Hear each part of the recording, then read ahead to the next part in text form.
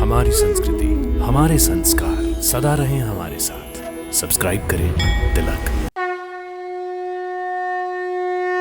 भक्तों नमस्कार। हमारे यात्रा कार्यक्रम दर्शन में आप सभी का हार्दिक अभिनंदन।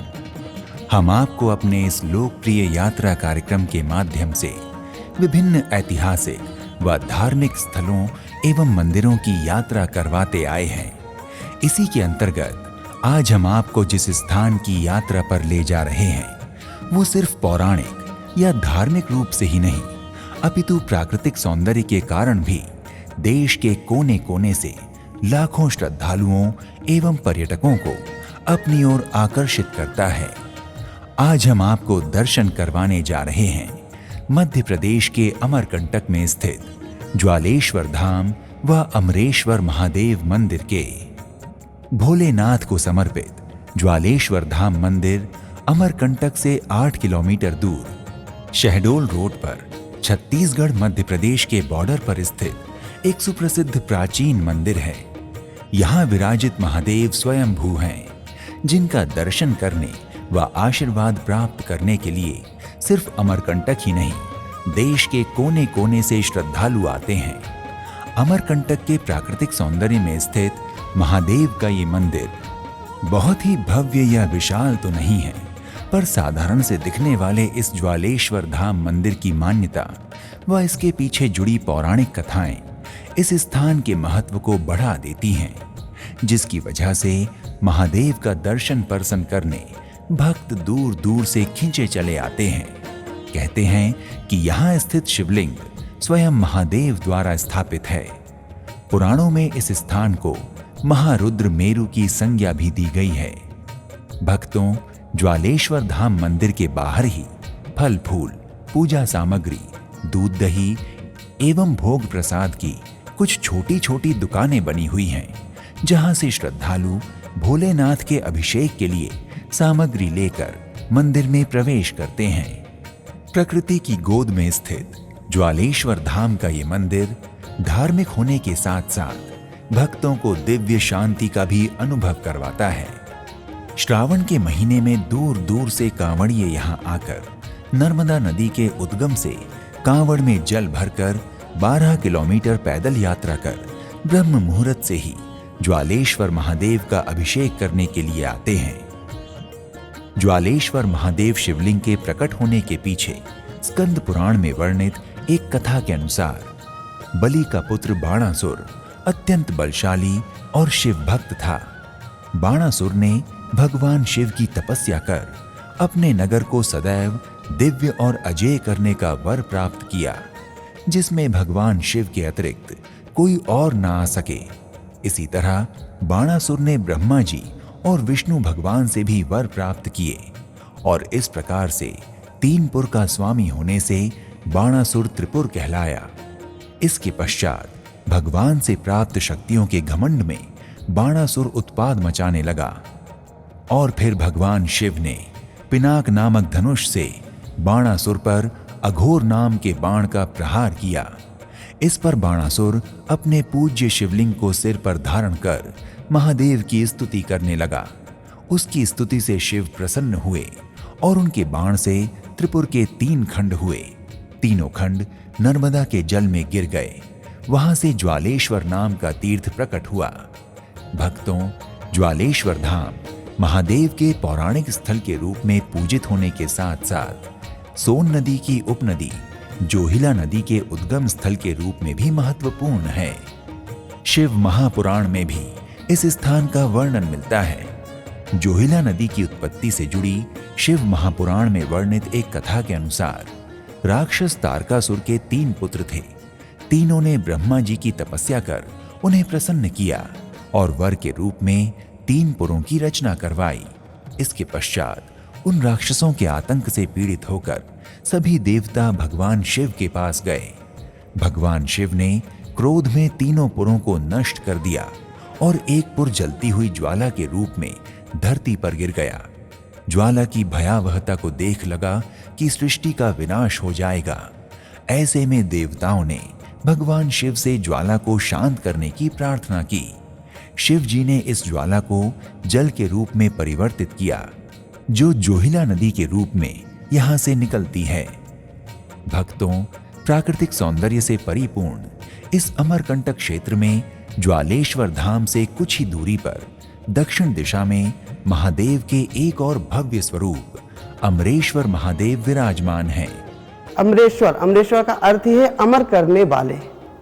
अमरेश्वर, और अमरेश्वर के नाम से ही अमरकंटक जाना जाता है।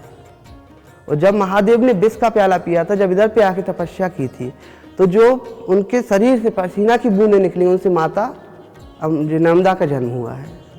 यहाँ स्थित अमरेश्वर महादेव के प्राचीन शिवलिंग का 2008 में जीर्णोद्धार कर 2009 में इनके एक भव्य शिवलिंग स्वरूप की प्रतिष्ठा की गई, जिसकी ऊंचाई 11 फीट और वजन 51 टन है।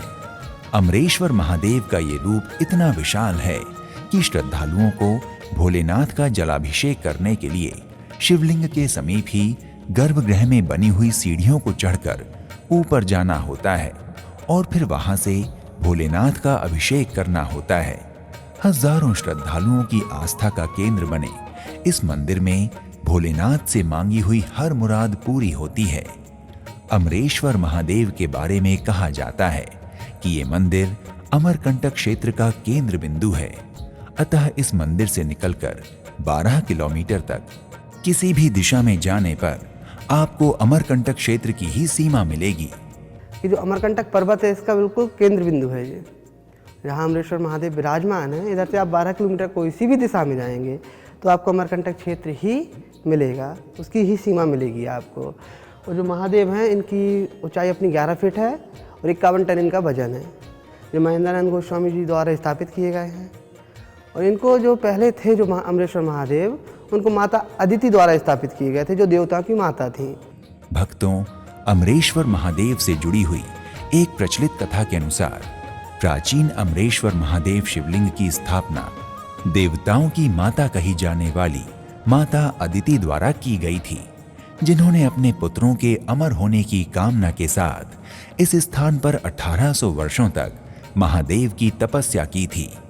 तब भगवान भोलेनाथ ने माता अदिति की तपस्या से प्रसन्न होकर समुद्र मंथन के समय प्राप्त होने वाले अमृत को देवताओं के ही हिस्से में जाने का उन्हें वरदान दिया था। तभी से यहाँ विराजमान शिवलिंग को अमरेश्वर महादेव एवं ये स्थान अमरकंटक के नाम से विख्यात हुआ। और यहाँ पर सबसे पहले छोटे स्वरूप में थे महादेव, जिसका जीर्णोद्धार 2008 में किया गया, और बड़े स्वरूप में महादेव का प्रतिष्ठा 2009 में किया गया है। और यहाँ पर अपना थोड़ी दूर में आधा किलोमीटर में एक अमरावती नदी का उद्गम है, जहाँ पर अपना आश्रम 108 वर्ष रामायण का पाठ होता है नित्य। दक्षिण मुखी हनुमान जी का मंदिर है वहीं, और वहीं से बर के झाड़ के नीचे से 18 धार बहा हुआ है अमरावती का। बताया गया है पुराणों में, माँ नर्मदा का छोटा बहन माना जाता है। उसी आश्रम में हम लोग रहते हैं और यहाँ आके भोलेनाथ का पूजा करते हैं। भक्तों, महादेव के इस मंदिर में प्रवेश करते ही भक्तों को शीतलता, शांति व दिव्य आत्मानुभूति का अनुभव होता है। यहाँ मंदिर के प्रवेश द्वार पर दोनों ओर नंदी जी की प्रतिमा है एवं द्वार के ऊपर शिव पार्वती जी की सुंदर छवि चित्रित की गई है तथा इस प्रवेश द्वार के अंदर जाते ही सर्वप्रथम भोलेनाथ की सवारी व उनके प्रिय नंदी जी की विशाल प्रतिमा के दर्शन होते हैं। उनके दर्शनों के बाद मंदिर के मुख्य द्वार में प्रवेश करते ही सामने अमरेश्वर महादेव अपने विशाल रूप में विराजमान हैं। मंदिर प्रांगण बहुत ही विशाल एवं श्वेत रंग से रंगा हुआ है तथा इसमें दोनों ओर भोलेनाथ के 12 ज्योतिर्लिंग भी विराजमान हैं। इस प्रकार से भक्त अमरेश्वर महादेव के दर्शन के पश्चात यहाँ विराजित भोलेनाथ के 12 ज्योतिर्लिंगों के दर्शन पूजन कर भोलेनाथ की कृपा दृष्टि प्राप्त करते हैं।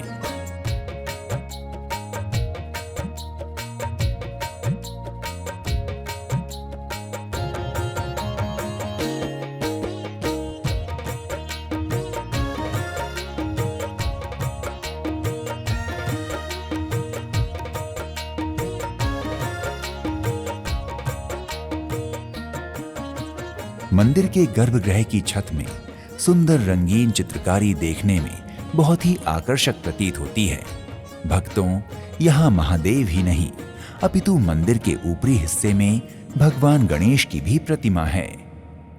भक्तगण भगवान गणेश का दर्शन पूजन कर, यहीं स्थित हनुमान जी के भी दर्शन पूजन कर उनका आशीर्वाद प्राप्त करते हैं। इनके साथ ही यहाँ माँ शैलपुत्री, माँ ब्रह्मचारिणी, माँ चंद्रघंटा, माँ कुष्मांडा, माँ स्कंद माता, माँ कात्यायनी, माँ कालरात्रि और माँ गौरी के भी दर्शन होते हैं।